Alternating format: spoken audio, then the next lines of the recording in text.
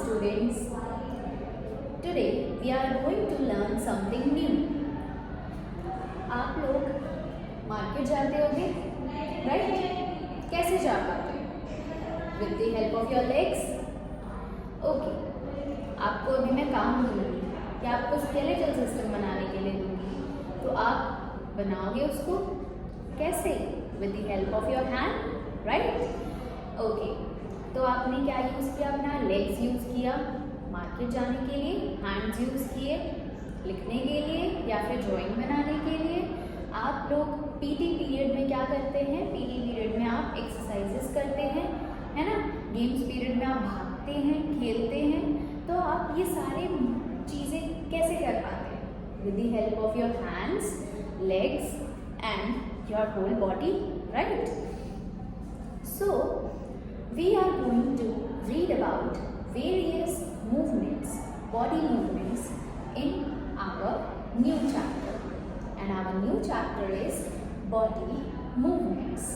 Okay, so body movements से आप क्या समझते हैं? समझ गए होंगे.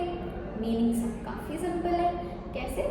बॉडी मूवमेंट्स मतलब कि बॉडी जो भी मूवमेंट्स कर रही है हम उनके बारे में पढ़ेंगे. अब बॉडी मूवमेंट्स पढ़ने से पहले हम इस चैप्टर में पढ़ेंगे कि हम अगर स्ट्रेट खड़े हैं तो किसकी हेल्प से खड़े हैं स्ट्रेट? हम किसी भी चीज़ को या किसी भी बॉडी पार्ट को मूव कर रहे हैं तो हम कैसे मूव कर पा रहे हैं अपनी बॉडी पार्ट को. ठीक है, तो ये सारी चीज़ें हम इसमें पढ़ेंगे कि क्या क्या होता है. Okay, so first we will talk about the first term, that is locomotion. So when we are going from one place to another, like I am standing here and if I am going from here to here, then I am locomoting myself, right? So the phenomenon where we are going from one place to another is known as locomotion. Okay, so the other term comes, what is body movement? अब body movement क्या होता है? तो body movement को समझने के लिए हम easily ये बोल सकते हैं कि जब भी हमारी बॉडी एक जगह से दूसरी जगह ना जाए और सिर्फ एक ही जगह पे खड़े होके हम किसी भी बॉडी पार्ट की पोजीशन चेंज कर दें, है ना? क्या करें? हम अपने बॉडी पार्ट की पोजीशन चेंज कर दें. लाइक अगर मुझे ये चॉक को ऊपर पॉइंट करना है तो मैं क्या कर रही हूँ? सिंपली अपने हैंड की पोजीशन चेंज कर रही हूँ, राइट? तो when I am changing just the position of any body part, then this is known as body movement. Okay, now we know that when we move from one place to another, that is known as locomotion, and when we move any body part and change its position is known as body movement. Okay, so there are some important body movements. That is, कौन से important body movements हो सकते हैं हमारी body में? सबसे पहला तो च्यूइंग ऑफ फूड. हम क्या करते हैं? अपने जॉ को ऊपर नीचे चलाते हैं, ठीक है, च्यू करने के लिए, फूड च्यू करने के लिए या फिर बोलने के लिए. तो ये इम्पॉर्टेंट हो जाएगा. बिना बोले रह सकते हो क्या? अगर आप खाना ना खाओ, एक दिन रह लोगे, 2 दिन रह लोगे, 1 हफ्ता रह लोगे, तो क्या आप काफ़ी लंबे टाइम तक रह सकते हो? नहीं रह सकते. तो च्यूइंग ऑफ फूड हमारा क्या हो जाएगा? एक इम्पॉर्टेंट बॉडी मूवमेंट. अगर मैं दूसरे इम्पॉर्टेंट बॉडी मूवमेंट की बात करूँ तो सर्कुलेशन ऑफ ब्लड. हमारी जो बॉडी में ब्लड का सर्कुलेशन है वो भी एक इम्पॉर्टेंट बॉडी मूवमेंट में आएगा. ठीक है, सिमिलरली हमारी बॉडी में काफ़ी सारे मूवमेंट्स हो रहे होते हैं जो कि हमारी बॉडी के लिए काफ़ी ज़्यादा इम्पॉर्टेंट है.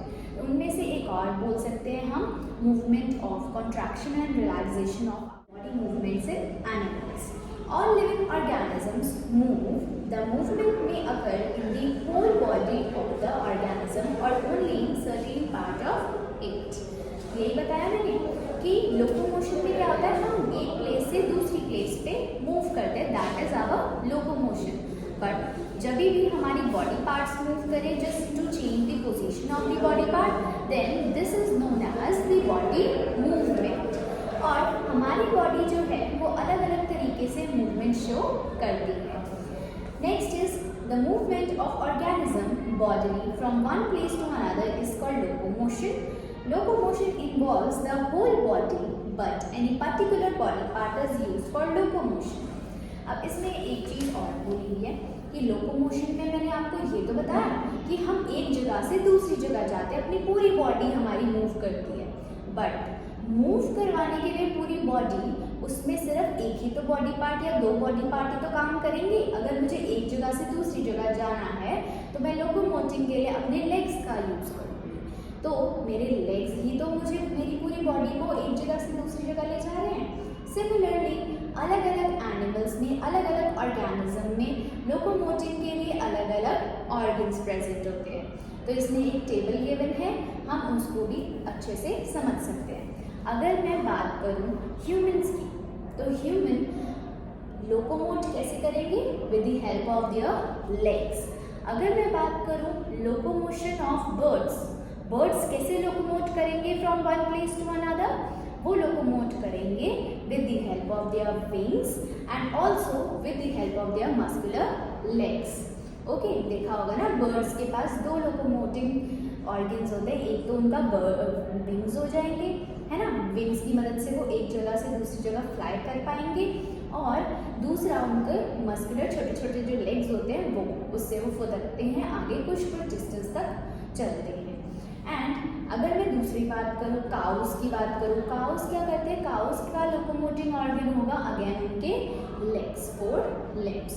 Then if I talk about the fish, fishes use their tail and fins for locomoting. Okay, and there are more such examples. अगर मैं बात करूँ एक स्नेक की, तो स्नेक क्या करता है? क्या उसके पास लेग्स होते हैं? नहीं. वो लोकोमोटिंग के लिए क्या यूज़ करेगा? अपनी होल बॉडी. वो पूरी बॉडी से क्रॉल करेगा या फिर स्लिदर करेगा. तो ये थे अलग अलग ऑर्गेनिज्म के अलग अलग लोकोमोटिव ऑर्गन्स. अब इनके बारे में ही हम फर्दर चैप्टर में रीड करेंगे. Locomotion helps animal. अब सबसे बड़ी बात आती है कि जब भी एनिमल्स लोकोमोट करते हैं तो क्यों लोकोमोशन ज़रूरी है? क्यों लोकोमोशन करना है? हम एक जगह बैठ सकते हैं ना, या एक जगह रह सकते हैं. क्या ज़रूरत है हमें एक जगह से दूसरी जगह जाने की? तो बहुत इजी सा मतलब बहुत इजी सी चीज़ है. आपको पता होगा आप क्यों चलते हो. घर से स्कूल आने के लिए, स्कूल से घर जाने के लिए बहुत जल्दी होती है भागने की, है ना. या फिर आपका लंच, अगर आप अपना लंच तो लेकर आए, ऊपर सामने वाले का, लास्ट बेंच वाले का बहुत टेस्टी सा लग रहा है लंच, मुझे उसका खाना है, तो आप एक डेस्क से दूसरे डेस्क पे जा रहे हो just for eating his lunch. वो भी आपका लोकोमोशन कर रहे हो ना, सिर्फ उसका अच्छा वाला लंच खाने के लिए, है ना. और अगर मैं दूसरी चीज़ें बोलूँ तो लोकोमोशन कोई भी ऑर्गेनिज्म करता है अपने आप को एनिमीज से प्रोटेक्ट करने के लिए, है ना. जैसे कि अगर मैं बात करूँ, हम अपनी बात करें, हम अगर कहीं चल रहे हैं, आराम से चल रहे हैं, बट पीछे से कोई कुत्ता आ गया या गाय आ गई, मारने के लिए आ गई, तो हम अपने आप को बचाने के लिए क्या करते हैं? भागते हैं वहाँ से. तो यहाँ पर हम क्या कर रहे हैं? लोकोमोशन कर रहे हैं, जस्ट बिकॉज हमें एनिमी से खुद को बचाना है ना. एक तो ये हो गया. दूसरा हो जाएगा फॉर फूड और शेल्टर के लिए भी हमें क्या करना पड़ता है? लोकोमोशन. बहुत पहले के टाइम पे जब खाना लेना होता था, अभी भी जब भी आपके घर में खाना खत्म हो जाता है तो आपकी मदर्स कहाँ जाती हैं? मार्केट में जाती हैं, सुपर मार्केट्स में जाती हैं, और वेजिटेबल्स और जो भी नेसेसरी आइटम्स होता है वो लेकर आती हैं. तो फूड के लिए भी लोकोमोशन कर रहे हैं हम. शेल्टर के लिए, यानी कि अब घर चाहिए तो हम उसके लिए भी लोकोमोशन कर रहे हैं. कोई अच्छी सी जगह देखेंगे कि हाँ ये वाली जगह अच्छी है, यहाँ रहना चाहिए, तो शेल्टर के लिए भी आप लोकोमोशन कर रहे हो. तो ये अलग अलग चीज़ें होती है लोकोमोशन के लिए. अब एनिमल्स क्यों लोकोमोट करते हैं? एनिमल्स की बात करूँ, ह्यूमंस की बात करूँ, तो वो लोग लोकोमोशन इसलिए भी करते हैं क्योंकि उन्हें रिप्रोडक्शन करना पड़ता है. रिप्रोड्यूस करेंगे तभी तो आगे प्रोजेनी बढ़ेगी, है ना. तो रिप्रोडक्शन के लिए भी वो लोग क्या कर रहे हैं? लोकोमोशन कर रहे हैं, मेट्स ढूंढ रहे हैं. ठीक है, तो ये सारे अलग अलग फैक्टर्स हैं कि हमें लोकोमोशन करना पड़ता है. ठीक है। So these are the different factors. So let us read these factors to move from an unfavorable environment to a favorable environment. अब कहीं पे जैसे कि अब जैसे ही गर्मी बहुत ज़्यादा हो जाती है दिल्ली में, आप लोग क्या करते हो, ट्रिप बना लेते हो, चलो मनाली, चलो कसौल, है ना, ठंडी ठंडी जगहों में चले जाते हो, या ऐसी मॉडरेट जगह में चले जाते हो जहाँ ज़्यादा गर्मी ना हो, है ना। तो आप क्या कर रहे हो, एक अनफेवरेबल कंडीशन से, एनवायरमेंट से उठ के आप कहाँ जा रहे हो, एक फेवरेबल एनवायरमेंट में जा रहे हो. To find their food and water, to protect themselves from their enemies, to find their partners made for reproduction, to find suitable place for laying eggs and rearing their young ones. Okay. Now next is our body movements, जिसके बारे में अभी हमने बताया था. क्या बताया था body movements के बारे में? We are moving any body part and just changing their position, है ना. उसी की एक्सिस पे पोजीशन चेंज करना ही क्या कहलाता है, body movement. A change in the position of any part of the body with respect to its axis is called movement. Stationary animals such as sponges, corals and sea anemone show this kind of movement. अब कुछ ऐसे stationery animals भी होते हैं जो कि move नहीं करते, यानी कि लोकोमोट नहीं करते, एक जगह से दूसरी जगह नहीं जाते. तो ऐसे ऑर्गेनिज्म जो स्टेशनरी हैं वो भी इसी टाइप की मूवमेंट शो करते हैं. अब एग्जाम्पल क्या क्या है, corals, sea anemone and sponges. For example, when you agree और disagree with someone, you shake your head. This shaking of head is called movement of head. Okay, अब मैंने आपको एग्जाम्पल बताया था मेरे हैंड वाला. सिमिलरली जब भी आप किसी से अग्री करते हो या डिसअग्री करते हो तो आप अपने हेड को कैसे करते हो, शेक करते हो. अग्री करते हो तो ऐसे शेक करोगे और डिसअग्री करोगे तो ऐसे. तो ये क्या है, आप मूवमेंट दिखा रहे हो ना अपने हेड की. आपके हेड की वजह से आप एक जगह से दूसरी जगह थोड़ी चले गए. तो that is our movement of head. Then comes for any movement, body movement, energy and coordination between different organs system are required. All animals meet their energy requirement through nutrition and respiration. अब बोला हुआ है कि अब मुझे अगर कोई भी बॉडी मूवमेंट करनी है उसमें मेरी बॉडी की कोऑर्डिनेशन भी होनी चाहिए, बॉडी पार्ट्स की कोऑर्डिनेशन भी होनी चाहिए और साथ ही साथ मेरी बॉडी के अंदर न्यूट्रिशन भी होना चाहिए.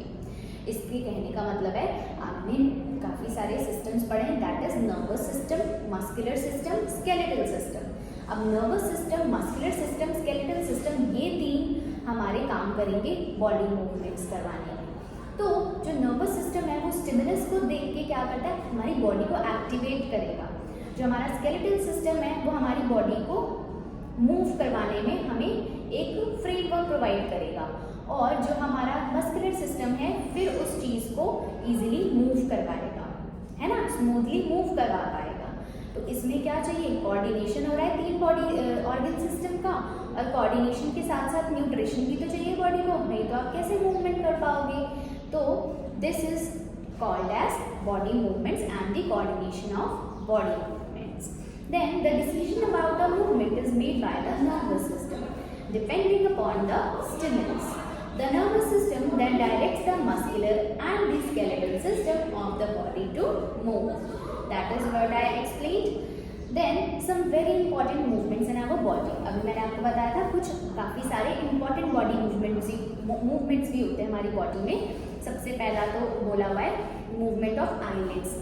eyelids है ना, ये हमारी पलकें, तो वो क्या करती है हमारी ऐसे करके बंद और खुलती रहती है पूरे टाइम. ऐसा होता रहता है, ऐसा है कि कभी आप बिना पल के झपकाए बैठे हुए नहीं होता ना. तो ये भी जो मूवमेंट है ये भी हमारी बॉडी की एक इम्पॉर्टेंट मूवमेंट है. Similarly circulation of blood in the body, movement of heart muscles, movement of eyelids. Then comes human body and its movement. अब काफ़ी सारी मूवमेंट्स हमारी बॉडी करती रहती है. अब उन मूवमेंट्स को ब्रीफली हम पढ़ते हैं. तो our body has a lot of flexibility. It can move its parts in different direction easily. अब बोला हुआ है कि हमारी जो बॉडी है ना वो काफ़ी सारे मूवमेंट्स करती है और काफ़ी ज़्यादा फ्लेक्सिबल होती है. फ्लेक्सिबल होती है तभी तो हम कोई भी मूवमेंट्स कर पाते हैं. For example, you can rotate your arm around your shoulder. You can move your arm sideways, upwards and downwards. अब बोला हुआ है कि आप क्या कर सकते हो, अपने आर्म को क्या कर पाते हो, पूरा रोटेट कर पाते हो. रोटेट कर पा रहे हो, साइडवर्ड्स भी ले जा पाते हो, राइट लेफ्ट भी ले जा पाते हो, अप डाउन भी ले जा पाते हो, है ना.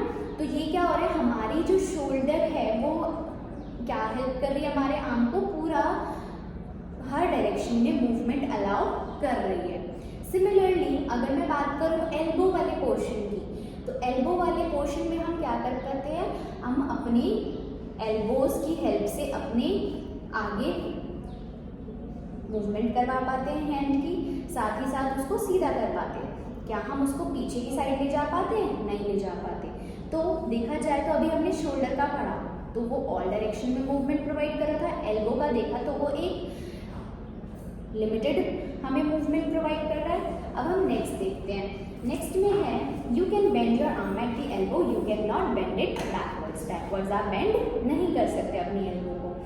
You can bend your legs at the knee, you can not bend it beyond 180 degree. Similarly अगर मैं नीज की बात करती हूँ तो नीज को भी हम पीछे की ओर पूरी तरीके से मूव तो कर पाते हैं, बट क्या, और वो एक सीधी लाइन भी बना पाती है, 180 डिग्री की लाइन बना पाती है, बट क्या हम 180 डिग्री के आगे की ओर उसको लेकर आ सकते हैं, तो that is not possible. Then comes you can turn your neck around, up down, side to side. आप अपनी नेक को टर्न अराउंड कर सकते हो पूरी तरीके से, ठीक है, ऐसे करके कर सकते हो, ऊपर नीचे कर सकते हो, है ना. क्या आप इस चीज़ को पूरा एकदम पीछे ला सकते हो, नहीं ला सकते, ठीक है. तो that is our movement of neck और head. From the movements of certain parts of our body move easily in various directions. कुछ बॉडी पार्ट्स को तो हम इजीली किसी भी डायरेक्शंस में, काफ़ी सारे डायरेक्शंस में मूव कर पाते हैं. कुछ बॉडी पार्ट्स को हम 1 और 2 डायरेक्शंस में मूव कर पाते हैं और कुछ बॉडी पार्ट्स को हम बिल्कुल भी मूव नहीं कर पाते, ठीक है. तो ये थे हमारे बॉडी मूवमेंट्स. इसके आगे हम पढ़ते हैं कुछ जॉइंट्स के बारे में कि जॉइंट्स क्या होते हैं, लिगामेंट्स क्या होते हैं, कार्टिलेजेस क्या होते हैं. ये कुछ नए टर्म्स आते हैं. तो सबसे पहले हम पढ़ते हैं, हमने पढ़ा बोन्स, ठीक है. हमारा एक स्केलेटल सिस्टम होता है, एक फ्रेमवर्क होता है हमारी बॉडी के अंदर, जिसकी हेल्प से हम एक स्ट्रेट हम खड़े हो पा रहे हैं, ठीक है, कोई भी मूवमेंट कर पा रहे हैं. तो वो स्केलेटल सिस्टम हमारी बॉडी का क्या है, एक फ्रेमवर्क है. अगर ये स्केलेटल सिस्टम नहीं प्रेजेंट होता तो कोई भी हमारे, हम कह सकते हैं कि ये फ्रेमवर्क प्रेजेंट ही नहीं होता तो हम खड़े ही नहीं हो पाते. फिर हम एक मतलब थैला होता है ना, थैला, खाली थैला, उसकी तरह पड़े रहते हैं, ठीक है. सिर्फ ऑर्गन्स भरे होते हैं उसके अंदर, कोई फ्रेमवर्क नहीं होता. तो स्केलेटल सिस्टम क्या है, एक फ्रेमवर्क है किसका, बोन्स का. जैसे ये दिख रहा है ना, इनकी कितनी सारी बोन्स है. Similarly in the same manner हमारी भी बॉडी में एक फ्रेमवर्क प्रेजेंट होता है बोन्स का, जिसमें बोन्स के साथ साथ कार्टिलेजेस भी प्रेजेंट होते हैं. अब उनके बारे में पढ़ते हैं. अब बोन्स क्या होते हैं, बोन्स एक हार्ड स्ट्रक्चर होता है, काफ़ी हार्ड स्ट्रक्चर होता है, जो कि हमें हमारी बॉडी को अपराइट खड़े होने में, कोई भी मूवमेंट करने में हेल्प करेगा, ठीक है. तो ये तो होता है बोन्स. अब बोन्स के साथ एक आता है वर्ड कार्टिलेज. अब कार्टिलेज होते हैं हमारे टाइप ऑफ सॉफ्ट बोन्स, जो भी बोन्स इजीली बेंड हो जाए और इजीली ना टूटे, दैट इज आवर कार्टिलेज. आप अपने ईयर्स में देख सकते हैं, ईयर्स में आपके कार्टिलेज प्रेजेंट है, ठीक है. ये हम मोड़ सकते हैं ना, तो दैट इज आवर कार्टिलेज. जो सॉफ्ट बोन्स प्रेजेंट होती है हमारी पूरी बॉडी में, दैट इज कार्टिलेज. ओके, तो हमने अभी पढ़ा बोन्स क्या होते हैं, ठीक है. बोन्स के बाद कार्टिलेज पढ़े. नेक्स्ट आता है लिगामेंट्स. अब लिगामेंट्स क्या होते हैं, अब अगर मैं 2 बोन्स लेकर आऊँ, साथ में चिपका दूँ फेविकोल फेविक्विक्स, तो क्या वो चिपक जाएगी, चिपक जाएगी जी. चिपक जाने के बाद क्या आप मूव करवा पाओगे, नहीं, बिल्कुल मूव नहीं कर पाओगे. तो हमें कुछ ऐसा दिमाग लगाना पड़ेगा, हमें कुछ ऐसा मटेरियल चाहिए होगा जो कि 2 बोन्स को ज्वाइन तो कर दे, साथ ही साथ उनकी मूवमेंट भी अलाउ करे. इलास्टिक मटेरियल चाहिए कुछ, तो उस इलास्टिसिटी का, उस ज्वाइनिंग मटेरियल का काम कौन करता है, लिगामेंट्स. तो लिगामेंट्स क्या है, लिगामेंट्स हमारे 2 बोन्स को एक साथ किसी भी जॉइंट वाले एरिया में ज्वाइन करने की हमें मदद, मतलब ज्वाइन करने में मदद करते हैं. तो दैट आर आवर लिगामेंट्स.